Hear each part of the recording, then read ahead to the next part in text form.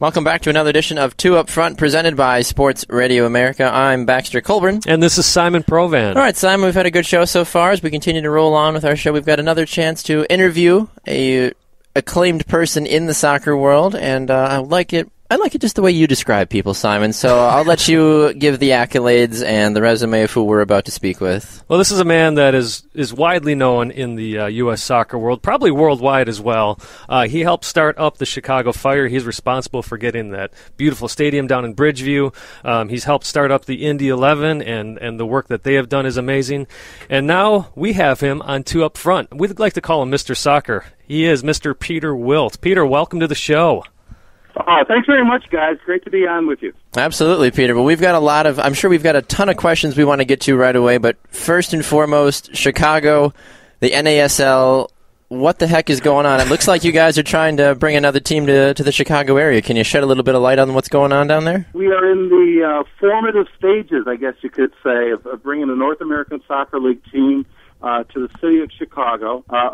Last Monday, or I guess 2 Mondays ago, we had our website launch at the Globe Hub that served as kind of an introduction to the team, and it went over very well. It was a packed venue, a great cross-section of supporters there from the professional and amateur soccer world, adult and youth, and I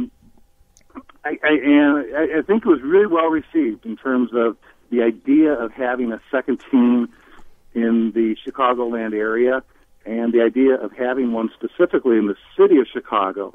We still have some loose ends to tie up in terms of a venue, which will lead to closure of our investment group, and then that will lead to the formal application with the North American Soccer League, with the hopeful acceptance in time to play our first game in 2017. And speaking of a venue, are you looking to build a new venue, or are you probably going to share with either a local university or a pre-established venue down in the Chicago area? In the short term, we're looking at using one of the major venues in Chicagoland, likely Soldier Field, who we are engaged in discussions with. For the long term, we would like to build a soccer-centric stadium in the city, in the 20,000 to 25,000 seat range, but the first priority is to secure that short-term venue. And I think Soldier Field would make a good solution for us in that soccer fans are used to going there for games, going back to the Chicago Sting days, and then obviously the Chicago Fire and international soccer matches as well. So you brought up the Chicago Sting, and Peter, I'm old enough to remember a few of the Chicago Sting games. Speaking of that, is there any talk of possibly the Chicago Sting name returning to this club if all goes well? Yes. As a matter of fact, that's one of the questions on the website. And we have a survey that has maybe 4 or 5, maybe 6 short questions. One of them is asking the fans what they think the name of the team should be. Peter Wilt FC. List Sting as a specific option, but it's an open-ended question. And I will say that in the early going, the first 500 or so responses, almost half of them mentioned Sting. So it's certainly a popular name, especially with, I'll say, my generation, and I'm in my mid-50s, for people that remember the Sting. It has a warm spot in their hearts because of the championships the team won in the original NASL in 1981 and 84. That being said, more than half of the entries are not Chicago Sting, and most of those are coming from younger generations, young adults, which frankly will be a key market for this team, the millennial generation, especially those living in the city. So we still have some ways to go before deciding exactly what the name will be. All right, and Peter, another question for you. You've been honest with everybody. I think I read this in the Chicago Tribune about how you've said, it's not going to be the world's best soccer with this team. It's not going to be the world's best players. So then the obvious question is how do you sell a club like this then to the public? Yeah, no, that's a great comment or question, and I would say we would go about it the same way we did in Indianapolis with Indy 11, and to a large extent with the Chicago Fire in the early years, where you create a team in conjunction with the community so that they really believe that this is their team, that there's emotional connections to the players and the uniforms and the representation of it, so that this team is part and parcel of the community, and they want to cheer for that team regardless of the caliber of play. Because in the United States at this time, we do not have the best soccer in the world. True. And soccer fans can watch better soccer for less money with less inconvenience by staying at home and turning on their TV or the computer and watching international soccer. So we have to find other ways to do it, create those emotional connections, largely through partnerships is what we did in Indianapolis. We created these tie-ins with various cultural, civic, corporate, and sporting organizations that really allowed them to be part and parcel of the team of Indy 11. And I think there's a need and a desire in Chicago, especially in the city, to have similar relationships with this new team. Now, you guys talk about doing the team in the Chicago area. Are you going to aim more towards having a partnership with the Chicago Fire and even the Chicago Red Stars and even the Chicago Mustangs indoor soccer team at all? Or is it going to be your own separate entity that operates the way you want to? Or are you going to try to unify Chicago soccer, professional soccer as a whole? Absolutely, we're going to seek partnerships with all of them. And we've already had initial conversations with the ownership of the Chicago Mustangs and the Chicago Red Stars. I've reached out and connected with the general manager and president of, or CEO of the Chicago Fire. So with the other professional soccer clubs in town, absolutely we want to have relationships with them. I'll be attending the Chicago Fire season kickoff luncheon on Monday at the Hyatt Regency, showing my support for them. I also have a season ticket that I've renewed for the Chicago Fire. Obviously, I'm a member of the Ring of Fire, and I feel part and parcel of that organization that I started. And having their support and cooperation will be important, and will obviously support and promote the Fire as well. Well, and with that, obviously you believe that Chicago is a market that can support two professional teams. Along with that, it's kind of a similar question, but kind of different as well. You've had your hand in a lot of organizations, Peter. You've had a lot of successes, and then us being from Milwaukee, at least Baxter was down in Florida when you were trying to get an MLS team here. You and I both know that the city council made that extremely difficult. But I'm curious if you could perhaps walk us through the evolution that you've had in the game with, from starting up the Chicago Fire to starting up the Indy 11, and if that process has changed at all. It's funny. My start in soccer, like yours, goes before that. In fact, Simon, I remember working with your dad back in the mid-1980s. Sure. Working to promote soccer when I was with the Milwaukee Wave.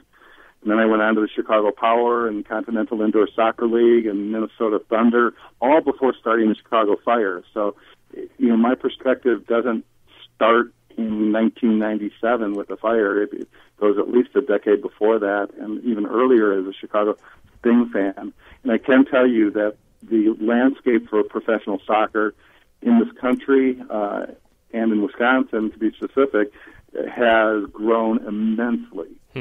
But what's interesting is it hasn't been an overnight revolution, which I think a lot of people had been looking for when they were saying it's the sport of the 70s, then the sport of the 80s, the sport of the 90s, and so on. Instead, what's happened, it's been an evolution, not that revolution. And it's slowly but surely become ingrained in the mainstream of American society. And it's happened in three groups that have all grown from a niche to a sizable population. And that includes that young adult millennial generation I talked about, the 18 to 34-year-olds that grew up playing the sport and now actively watch it. They play FIFA and the video games. And the second important demographic is the suburban youth soccer families, which has grown exponentially since the North American Soccer League brought the professional game to a high visibility level in the United States in the 1970s with Pele and into the 80s. The seeds they laid grew into today's burgeoning youth soccer community, and that was enhanced by the World Cups in the 90s, the Men's World Cup in 94, and importantly, the Women's World Cup in 1999. And then finally, the ever-growing population of immigrants, the new Americans to America, have really brought soccer with them and added the sport to the mainstream. All three of those demographics are growing and making a greater impact. And there are studies, specifically the ESPN Lucre poll that's been done since the early 90s, that simply asks Americans, what's your favorite sport as a spectator? And professional soccer was not in the top four for the first 18 years of that poll. And then in 2012, it broke through, knocked out professional hockey and auto racing, and is now in the top four with a bullet. It's rising. And that's among ages 12 plus. Among ages 12 to 24, it's number 2, and that's only going to grow. Right, and I know that, I read the article on that as well where I believe it was the president of ESPN or somebody, one of the higher-ups at ESPN had said, the thing about soccer is all the other established sports, they're where they're going to be, and they're not necessarily going to grow. They're not necessarily going to go down. They've kind of almost reached their peak, yeah. Right, but soccer has such a high potential. And one of the things I wanted to add to that, Peter, you kind of hit on it, is the way I see it as well. People with the NASL, the original NASL, talking about how, now soccer is going to take off, and we didn't see it. It was those seeds that were planted. And along with that, I've got 2 younger daughters. One of them doesn't play, but one of them does, and she absolutely loves it. Of course, all my brother's kids play. So it's kind of like if you look at the family tree, it just keeps spreading and getting wider and wider. That's what you want, want, yep. And now you've got a second generation that's watching MLS, that's watching NASL, that's going out to their local USL teams. So it is. We talked about this with Rob Stone as well. It's exciting times. It's exciting times in this country for this game. And even kind of going off of that too for a second. Even when I was a kid growing up in Florida, and I would watch MLS games, the one MLS game on ESPN or something that would be shown, every month or two, I would kind of get made fun of by my friends. They're like, why are you watching MLS? Even though I was in high school, and that was, I'm not even that old, even though that was like 6 or 7 years ago, is because nobody watched it really. Nobody cared that, the Chicago Fire were playing on TV. And then finally it started to make a breakthrough, and I still, was still kind of following the league a little bit because I'm a born and bred New England Revolution fan, but because they beat the Chicago Fire on Taylor Twellman's bicycle kick. But that's irrelevant to the conversation. Anyway, but it's amazing to see, How though. many MLS Cups has New England won? Exactly. I know. That's the biggest comeback anybody ever has for me. They're like, oh, how many cups have they won? I'm like, you know what? They've been there more than most teams have, but, they give them time. Buffalo. Yeah, Buffalo and New England, they're the best teams ever. But either way, though, the growth though is amazing to see. But one of the things I wanted to ask you about really fast, just kind of changing gears over to the Fire for a second, and I'm just curious to get your opinion about this, Peter. Is that last week or 2 weeks ago, one of the best up-and-coming players in Major League Soccer found himself traded. Harry Shipp, he was a part of the Chicago Fire organization, arguably the most liked player in the organization, and now he finds himself in Montreal. What was your just initial reaction? I know you, like I said, you have your ties to the organization, but just from an outsider looking in, what did you think about that whole deal and seeing probably the most popular player in the city, for the Chicago Fire at least, finding himself, pardon the pun, getting shipped off to the Montreal Impact? Yeah, Harry Shipp's trade came as a real blow to the hardcore fans of the Fire, including myself. Yeah, I understand it on a competitive level. I think ultimately it likely should make the Fire a better team. I think Coach Paunovic wants to have a bit of a clean slate that he can start from, and this trade will help in that regard. I think it also opens up a key position on the team to bring in an international playmaker who may have better technical qualities than Harry that may ultimately help the team win. The other side of it, though, is the emotional side and the cultural side, I'll say. I think Harry is a special player on the Fire for a couple of reasons. Certainly, he's talented and still has an upside. Hopefully, will continue to develop and maybe even become a U.S. national team fixture at some point. But maybe more important to that is his background as a Fire fan. Yeah. Growing up in the Chicago suburbs, I know his dad, and I know Harry was a Fire fan as a little kid growing up, and still has posters of the Fire on his wall. Yep. And having a player like that in your organization can really be a positive in the culture of the club, and a representative of the club. And it's a tough thing to balance. And, being a Green Bay Packer fan, I had a hard time when Brett Favre was traded. Yeah, absolutely. And that really made an impact on me as a fan for many years. I'm frankly still struggling to get over. But at the same time, I'm the guy that traded Peter Novak away from the Chicago Fire. So I understand both sides of the equation. It's difficult. I will say, as a new team in Chicago, I would love to have Harry Shipp back in the city of Chicago playing soccer someday. Well, what it does speak to is what you were talking about earlier, Peter, is that, Harry Shipp, he's a great player. Is he world class? No, he's not world class. Not yet. But the fans had an emotional attachment to him, just like he had and an emotional you saw that, too, in his letter club. that he wrote to the fans. Right, I think that absolutely. was very, very heartfelt. And you could tell that he's excited for the new opportunity, but he secretly, I think he was not very happy about it. He's like, look, I don't want to leave my hometown. This is the team I grew up wanting to play for, Sure. as a kid, and now I have to go to Canada and play with Didier Drogba. Well, and it also speaks to what we're talking about here is how much this game has progressed, that you have fans very emotionally attached to their local clubs. Exactly. Fans that even like a team like Chicago, you grew up watching the Fire and you wanted to play for the Fire. I mean, not to take anything away from the Fire, but how many kids do you see that grow up watching the Fire saying, that's the team I want to play for? Usually it's, I want to go to play for Manchester United, I want to play for Arsenal. Harry Shipp wanted to play for the Chicago Fire, and he got to do that and lived out his dream for at least 2 seasons. And now we're hoping there'll be young kids out there that'll get emotionally attached to the new Chicago NASL club, yet to be named. And that is where it all starts. Peter, you talked about how you can go and watch the Premier League on TV. That, maybe you can go out to a pub and have a good time with your buddies. But I will say there is nothing like going to the stadium and experiencing it firsthand, no matter what level of soccer we're talking about. It is about the overall fan experience, and that includes the play on the field, it includes the environment that the fans themselves create.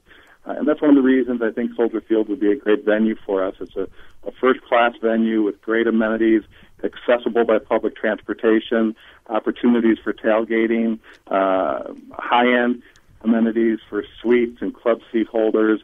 Fans are familiar with the location because of Bears games and international soccer matches. So it's a great place to watch soccer, and we're looking forward to debuting it, hopefully there. But still to be determined in 2017. Well, Peter, I want to thank you so much for coming on the show today. Before we let you go, why don't you give us the website that you guys have launched and any social media that people can look at as well? Great. The website is www.chicagonasl.com, and there's a survey on there we'd love fans to fill out, and that way they can get more information about it, as well as a supporters trust that we plan on launching that will give fans the opportunity to be actual owners in this team, which is something very unique and made possible only by recent legislation enacted by the state of Illinois. And then also they can follow us on Twitter at Chicago NASL, and there's a Facebook page for Chicago NASL as well. Excellent. Well, Peter, you've done so much for the game in this country. I personally want to thank you for that. Personally want to thank you for coming on the show today, for helping us relaunch Two Up Front as well. We're hoping to grow just as you're hoping to grow. I couldn't think of a better person to have on for our first show in this new era of Two Up Front. So thank you so much. You're welcome. I enjoyed it. Take care, guys. All right, thank too. you so Thanks, much. Peter. Peter Wilt, Mr. Soccer, a fantastic person not only in the soccer world, but for the growth of soccer in the United States as well. So we are going to take a break. When we come back, we've got more soccer talk to get to. You're listening to Two Up Front, presented by Sports